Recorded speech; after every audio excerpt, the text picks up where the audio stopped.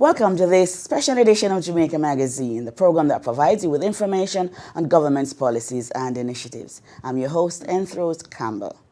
The novel coronavirus, or COVID-19, is now present in our island. The government has been taking a proactive approach to prevent the spread to communities. On today's program, we learn just what those plans are and much more about this novel strain of virus from an expert voice, Dr. Jacqueline Bisesa McKenzie, who is the Chief Medical Officer in the Ministry of Health and Wellness. Dr. Bisesa McKenzie, welcome to the program. Thank you. Good. We know you've been really busy, so we appreciate the fact that you could come to speak with us today. Tell us about the strategies that government is using to combat this spread. Okay. Well, as most persons are aware, our main strategy focused around delay.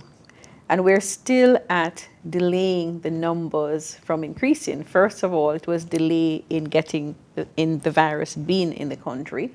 Now it is delaying that increase in the numbers. And why delay? Delay in order to get us to prepare. Okay. Most countries do not have the kind of resources that just sit down and wait for these things to happen. So, most of our hospitals are full. And so in preparation of space, we have to make those necessary arrangements.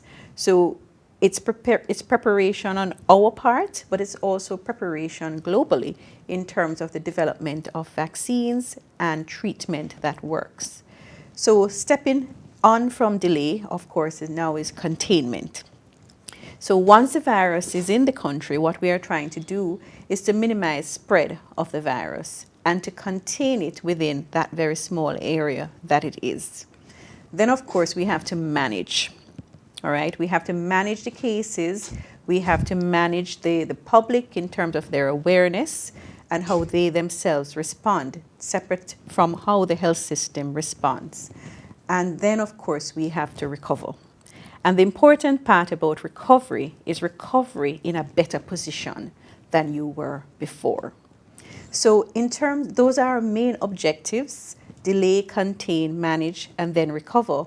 But then in terms of our strategies that we use to ensure that these objectives are met, we have 5 main strategies. First of all, planning and coordination. And that starts even before there is any event that is happening in country. And this is about setting up a robust response mechanism within the health sector, and also how that is coordinated with a national response. And so we have our Emergency Operations Center that has been active, as you know, since dengue.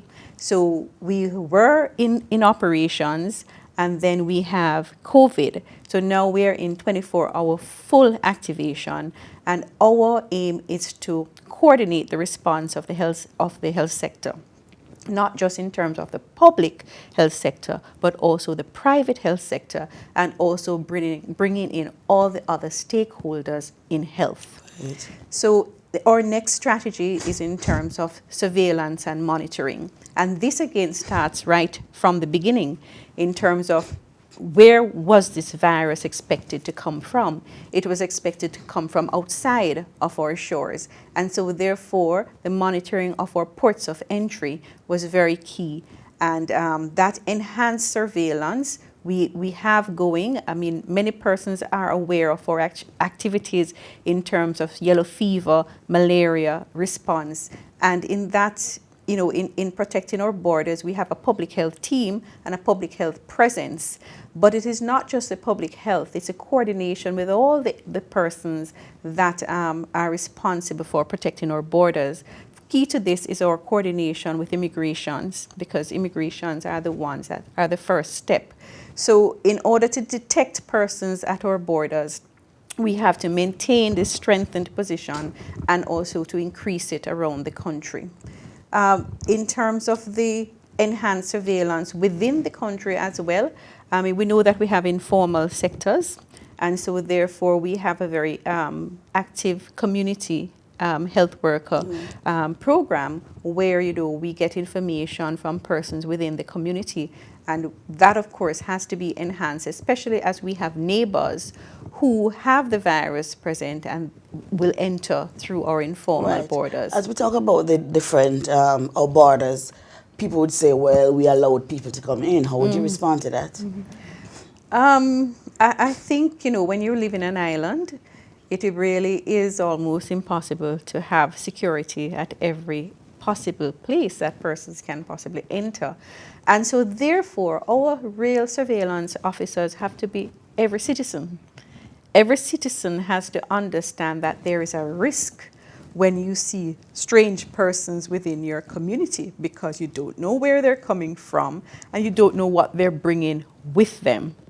So they may bring infectious diseases, as well as, they may bring material that may be damaging to our plants and our animals. So apart from our formal ports of entries where we have persons present, every citizen has to become a part of that response. So just to continue in terms of our other strategies. Yes. So surveillance is to pick it up and to monitor what is happening. And then we have prevention and control. And many persons are seeing this, because this is about where it is that we do provide quarantine in terms of identifying persons that are at highest risk, in our opinion. So initially, the persons that were at highest risk of bringing in the infection to us were persons that were coming from countries that had transmission. Now, our strategy has changed where this is concerned, because of the persons at highest risk now of contaminating the population are persons who would have had contact with a confirmed case. So you see, we have shifted our quarantine now so that all the persons who would be household contacts, even though they are asymptomatic, would be placed in quarantine. And then we have isolation, so that whenever we have anybody that is a confirmed case, our aim is that we minimize contact and ensure that any contact is under full protection, so that there is no spread of the infection outside of that room. So prevention and control measures now have extended to public health measures, such as putting an entire community under quarantine and restricting movement in all parts of the countries in terms of people staying at home to minimize the risk. So these are all part of preventing and controlling. Yes. Then we have the health system response, which is what everybody wants to know. How is the health system responding? Well, certainly we have looked at the projections in terms of what it is that we expect to happen when this virus eventually had come to our shores. What are the expected numbers of persons that we expect to see, and how it is that we respond to them? And one of the first things here is really to get all the information and to get the accurate information and to circulate that. So we have developed several protocols and procedures, and we have circulate this to the wider community of healthcare workers so that they are prepared to respond. Then we have also ensured that in terms of the sensitization sessions that we do for the healthcare workers, firming up their infection prevention and control practices, getting them comfortable with working in situations where they have persons to manage. That has been a part of our strengthening and readiness in terms of the health system response. We also have to look at the critically ill persons, and that is where everybody knows that we have a problem in terms of staffing and also in terms of having critical care spaces. And so this is where delay is important to us, because of course in terms of the declaration of a pandemic means that resources now are allocated, because it's a global problem that is going to affect us. So the allocation of resources has now enabled us to make sure that we have the equipment for these high dependency spaces. So delay is important for us to allow those to come in, so that when we have critically ill persons, we're able to manage beyond the resources that we do have. And of course, communications. Communications is key, and I think as a ministry and as a government, we have tried to communicate quickly and efficiently with the public to make sure that they are informed. Now we know that there may be gaps, and we try to identify those as quickly as we can and to address them to make sure that the information is going out, persons are aware of what is happening, and that they know what to expect. Right. So communication is definitely key. Going forward, is there a plan as to how we're going to be communicating as it relates to, say, press conferences or daily? What is the plan? There is a plan now to regularize the press briefing so that the press will get the information on a regular basis so that the public can be informed. Right. As we're trying now to keep the distance, right, the social distancing, are the press conferences going to be as they are now? People will meet in spaces? Well, I don't have all the information Yes. on that, but we know that we are trying to keep within the directions that have been given. And thank God we're now in an age of technology, Yes. so we know that that can be utilized to provide the information. Right. Doc, we've been talking a lot about COVID-19, but there are still some people who do not understand. Tell us, how is the virus transmitted? Okay, so first of all, COVID-19 is the name of the disease, and it is caused by the virus, which is now called SARS coronavirus 2. A virus is different. A lot of people know about a bacteria, yes. right? So a bacteria is a bigger organism that can survive on its own. A virus cannot survive on its own. So it can only live for very, very short times outside of the body. It can only survive for very short times outside of the body. So you need person-to-person contact. That is the first thing in terms of a person-to-person transmission. And it is transmitted in the droplets when persons cough or sneeze, or even when some persons talk. Droplets, even in our normal talking, droplets are released from our mouths. But the droplets don't tend to go very far. Okay, they're fairly heavy, and so therefore they tend to drop within about 3 feet from where they started. Okay. Now there's no exact science, and you will hear some persons say 3 feet to 6 feet, and certainly I would say a minimum of 3 feet that persons would stay from one another. So it's usually when persons start to have symptoms that they will be able to spread this virus through these droplets.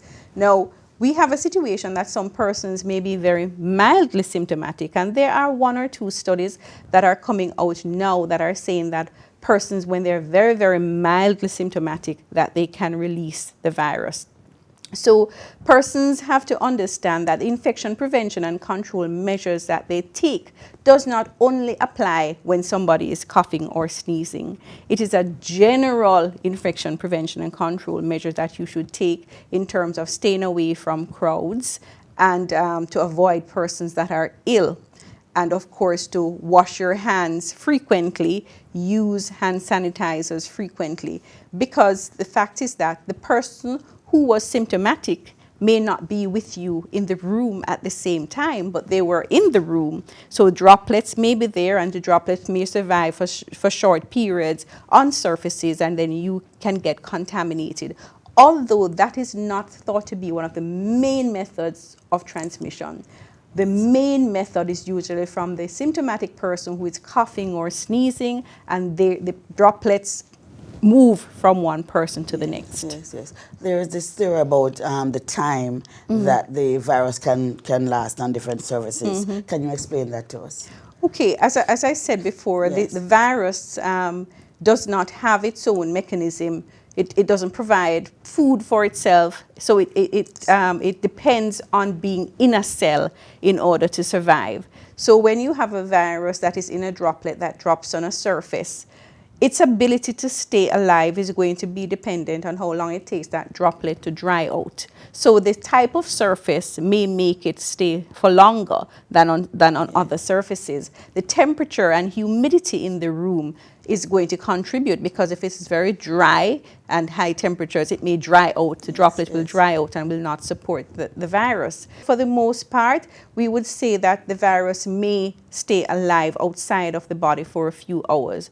Okay, we're going to take a break now. When we pick up with some more information on the novel coronavirus, COVID-19. Stay with us.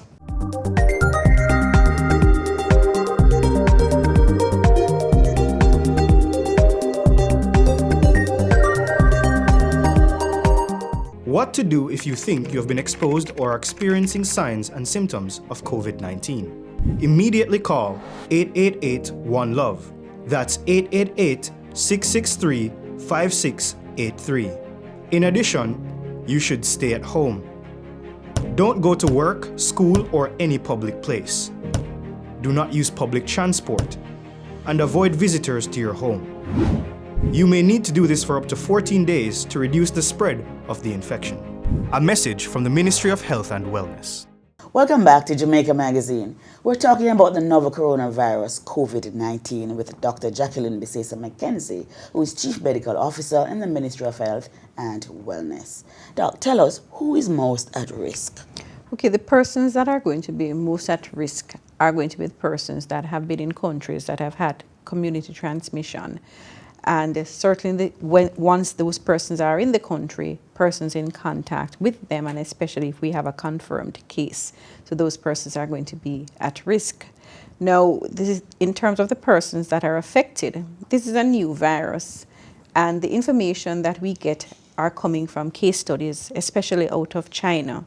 And these case studies are small case studies, and as time goes by, you will find a change in the information.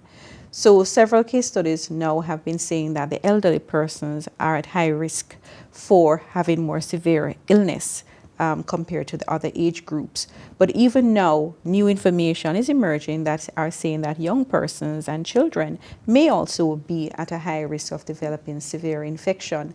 And so at this time, especially when we don't know how this side of the world is going to be affected by this virus, I think that everybody should take precautions, because the virus will respond will act differently in different populations. Right. Precautions. Tell us about some of the precautions that we can take as individuals to prevent getting this COVID-19. Okay, so the precautions that person must take are really to the normal infection prevention and control measures that we have said. First of all, you are to avoid crowds, simply because you don't know who is sick. Persons may look well, but they may be sick. Somebody may cough outside the door. When they come in the room, they're not coughing, okay? So avoid crowds and avoid close contact with persons. Social distancing, persons are talking about that now, because in countries where they have gotten some control over the spread of the virus, social distancing has played a key role. And that is why we're saying that a minimum of 20 persons in a gathering, and even within that minimum persons gathering, you must keep your 3 feet to 6 feet distance. So that is one. Stay home if you are sick. Right now, everybody is concerned. Flu season is still on us, and so therefore we're seeing a large amount of persons who still have the flu. We have provided several hotlines. We have several persons manning these hotlines on a 24-hour basis. Call the Ministry of Health and Wellness hotline if you are sick or if you have concerns, so we can direct you what to do. In terms of your own practices, hygiene is important. The viruses you cannot see. You cannot see that it is on your hands. You cannot see that it is on a surface. So therefore, you should wash your hands frequently. Wash your hands frequently. If you don't have soap and water nearby, use hand sanitizer. But if the hand is visibly dirty, you must ensure that you use soap and water to wash the hands. Do not touch your faces. The virus will be transferred from hands to faces, and therefore nearer to the respiratory passages, where once it gets in, it will attach to those surfaces and then multiply to infect the other areas of your body. So you must desist, from touching your faces and spreading that contact. In terms of general measures, I would say for the population, I think persons need to do things to boost their immunity. Yes. A lot of persons are at home now, and so therefore they are out of a stressful environment, or some of them may go into a more stressful environment. So you try to keep your stress to a limit. Keep it down. Exercise, attention to diet. A well-balanced diet is what is important, that you're getting all the different food groups, including your fruits and vegetables. If we try to have good or portions of fruit and vegetables, that will add a lot of the vitamins and minerals, the antioxidants that we need to help us to fight these viruses and any other germs that are around. Very, very important is that persons must maintain good hydration. Yes. Okay, you must drink, make sure that you're drinking fluids so that your body is able to have good circulation to get all those nutrients to all the different areas of the body that it is needed. Right. I know that some persons are having vitamin C, they're having D3, they're having all sort of things. Is there any is that problematic? Well, I think the assurance of a good intake of vitamins and minerals at this time is important to fight infection and just to keep you generally healthy. As we talk about what persons are taking, I just want to ensure that persons who have chronic illnesses, that they are taking their medications, okay? And by chronic illnesses, we mean, for example, the common ones are the non-communicable diseases, the diabetes, hypertension, cardiovascular diseases. But you have also other disorders that affect the immune system. And so, persons who have, for example, HIV patients, or patients who have autoimmune disorders like lupus, rheumatoid arthritis. Everybody should be taking their medications to ensure that they're healthy and that their immune system is up. Right. How long is the incubation period? The incubation period, it lasts up to 14 days, but it may be as short as 1 to 2 days, with the most common period of 5 to 6 days that we're seeing. Okay. So when someone gets this virus and you're over it, and your 14 days are passed and you're okay, does that mean you're immune to the virus? Okay. The 14 days is really the time it takes for you to start developing symptoms. Okay. Once you start developing symptoms, it may take another 10 to 14 days for you to get over it fully. Okay, there are some viruses tend to last a few days to up to 14 days, and this is no different. So some persons will have a short course of illness, some people may have a longer course of illness. Now, once you have been confirmed that you have the disease, then we watch for when you become symptomatic. And usually about 2 days after you have become asymptomatic rather, we would do another test to see if the test is negative. And then 48 hours after that, we repeat another test. So 2 negative tests are what we need to say that you are fine. I just want to say that, having said that, though, we have to realize that sometimes you can pick up the virus for several days after, but the person may not necessarily be infectious, because sometimes you may have viral particles that are still in the urine or the stool, but the person is not infectious. Right. A question that I've been hearing is, so I had chick-V and I had Zika, so that means I'm more likely to pick up this virus. Is there any truth in that? Well, we have not seen any indication of that so far. This is still a new virus. It is still new, very, very new on this side of the world, where we've had large numbers of chikungunya and Zika infection. So it is only time is going to be able to relate the two for us to say, is it that we were seeing more cases in this population versus a population that did not have. Yes. How likely is it for one to survive this? It's not, we're seeing lots of deaths. Is it just that people are going to die once they get it?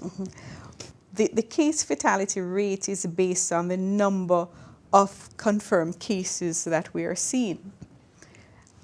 I don't think we're going to get a true handle on the denominator of that equation in terms of the amount of persons that are affected, who have gotten the virus, but who do not present to hospital or to health facilities. Because there are many persons are going to be sick and do not get any much more than a mild fever or a sore throat or a little runny nose or stuffiness. There are going to be a lot of persons like that with very mild illness who may not even seek medical attention.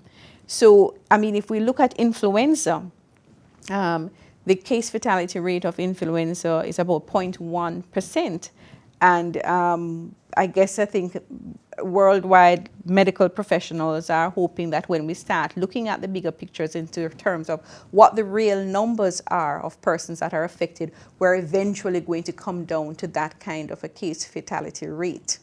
But I would say to persons, most persons are going to be asymptomatic. Most persons that are symptomatic are going to have very mild illness. And even a small percentage of those persons who are affected are going to have severe disease.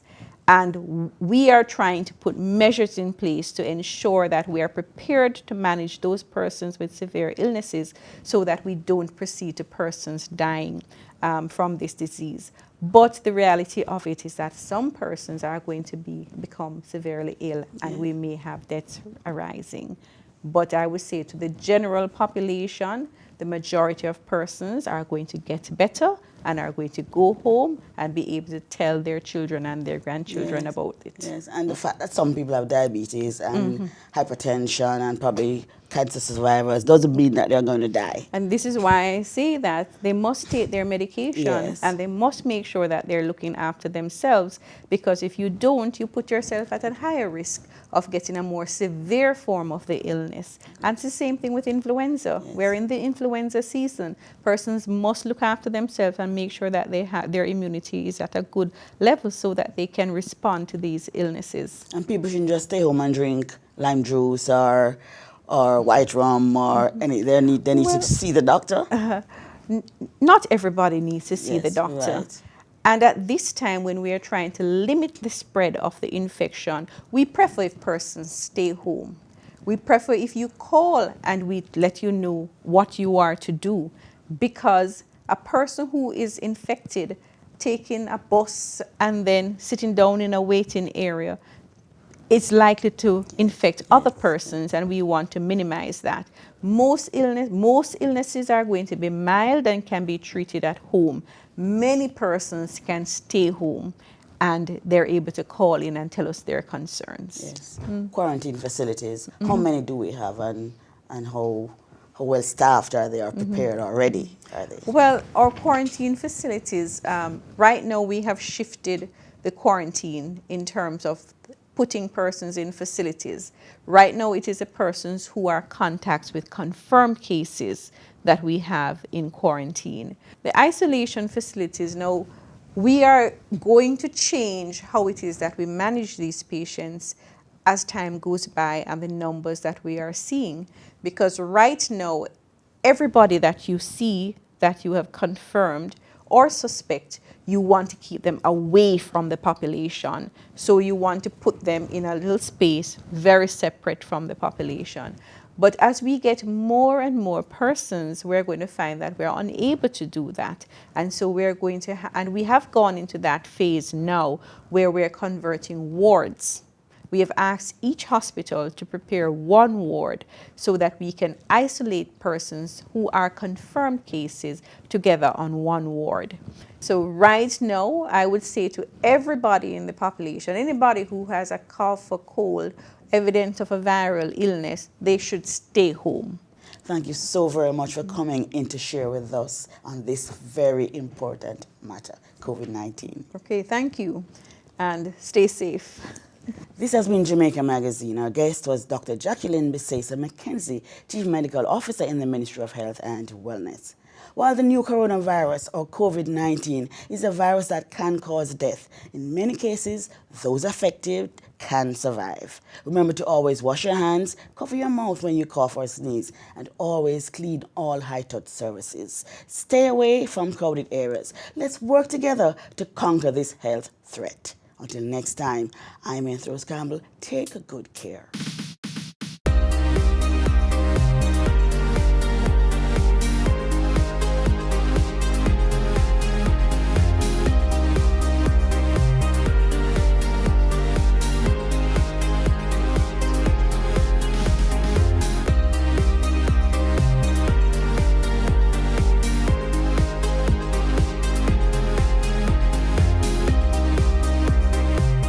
This has been a production of the Jamaica Information Service, the voice of Jamaica.